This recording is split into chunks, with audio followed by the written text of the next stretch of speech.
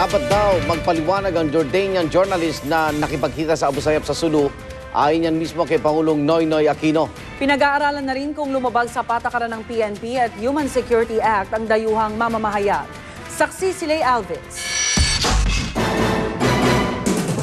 Kung nasa man po sana siya, ligtas siya.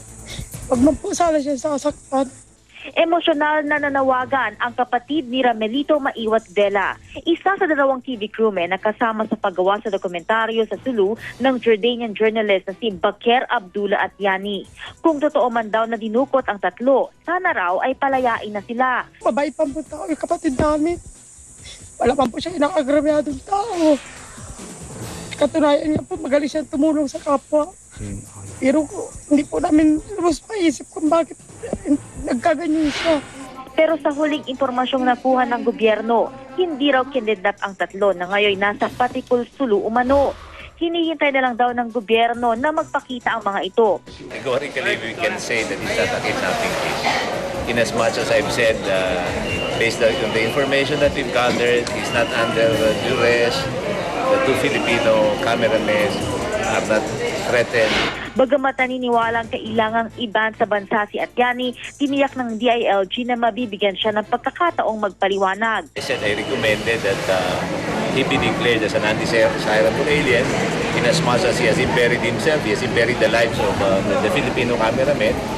And you know, if you're an undesirable alien, then there is reason for you not to be admitted anymore dito sa bansang ito.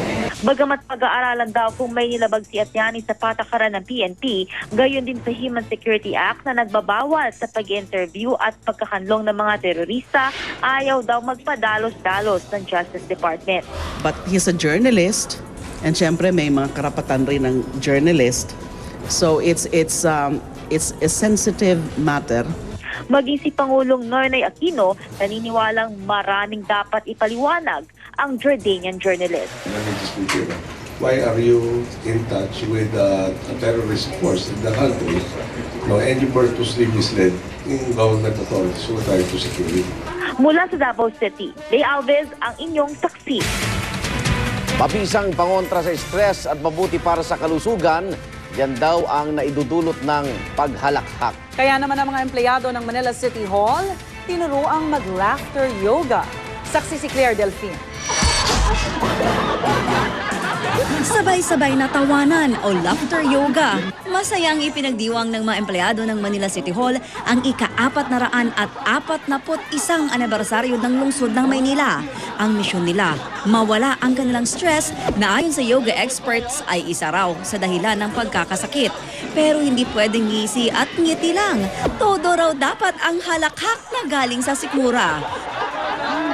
Kaya ho dapat nanggagaling sa diaphragm o sa Filipino sikmura para ho ang nangyayari magpo-flow ng maigi ang blood sa buong katawan at yung pong diaphragm kasi pag napipindot ito, nabibigyan ng pressure, tumatama ito sa brain na konektado agad dun sa anti-stress arousal. Ibig sabihin yung stress levels nababagsak ho agad.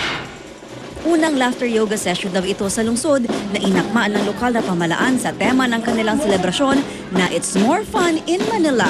Magandang hakbang din daw ito upang mapaganda ang serbisyo ng mga taga Manila City Hall sa publiko. Kabila ho ng sobrang busy nila sa pagtatrabaho dito sa City Hall, kahit sa konting oras na ibibigay namin, mailabas nila yung stress nila sa pagtatrabaho. Isa kami sa nagpo-promote ng healthy lifestyle. So ito yung isang may dadagdag namin bukod dun sa exercise. Yung laughter yoga would be a plus factor para sa aming mga constituents. Ang sarap, nakaka-relax, very funny. Talaga po, gusto niyo pang ulitin? Yes, ulitin natin. Laughter is the best medicine, ika nga. At dahil libre ang pagtawa, mas maigi raw na gawin ito parate. Kaya mula rito sa Maynila, sana raw kumalat pa itong laughter yoga sa iba't ibang bahagi ng bansa. Ako si Claire Delfin, ang inyong saksi. Isang binatilyo naman sa Amerika ang himalang nakaligtas matapos aksidenteng tamaan sa ulo ng sibat. At tunghayan ang trailer ng pinakabagong pelikula ng Twilight Saga, ang Breaking Dawn Part 2. Kitang-kita sa X-ray image na ito kung paano tumago sa ulo ng isang binatilyo sa Florida, USA ang isang sibat. Aksidenteng bumaon yan sa itaas ng kanyang mata at lumabas sa likurang bahagi ng bungo ng biktimang si Yasser Lopez habang nag-aayos sila ng kanyang kaibigan ng gagamiting fishing spear. Gayunman, ayon sa mga doktor, gising na gising si Yasser habang tinatanggal ang sibat sa kanyang ulo. Milagro rin daw na walang anumang bahagi ng utak niya ang naapektuhan. Nagpapagaling na ngayon sa ospital si Yasser. Bukod sa mga gatas na may mataas na mercury content, problema rin sa China ang mahigit 70 milyong kapsul na natuklasang may chromium, isang cancerous na metal. Kaya ang ilang mga mamimili, binubuksan ang mga nabibiling kapsul at saka isasali ng laman nitong gamot sa piraso ng dough bago balutin at lululunin. Pero babala ng mga eksperto, pwedeng mawala ang bisa ng gamot kapag tinanggal ito sa kapsul at posibleng lalong ikalala ng sakit ng tao. Sa showbiz saksi, inilabas na ng Walt Disney Pictures ang pinakaunang litrato ni Angelina Jolie sa kanyang 2014 film na Maleficent, kung saan gagampanan niya ang title role na kontrabida sa fairy tale ni Sleeping Beauty. Sa gitna ng mga project, 4th place na lang ang Hollywood actress sa highest paid actress list ng Forbes magazine ngayong taon. Ang bagong number 1, ang Twilight Saga star na si Kristen Stewart, na kumita ng $34.5 million o mahigit 1.5 billion pesos mula May 2011 hanggang May 2012. At inaasang lalaki pa ang kita ni Stewart sa pagbabalik big screen niya bilang si Bella Swan sa Part 2 ng The Twilight Saga Breaking Dawn. Sa kalalabas lang na trailer ng pelikula, makikita ang vampira ng si Bella pati ang kanyang anak. Para sa saksi, Chino Gaston nag-uulat.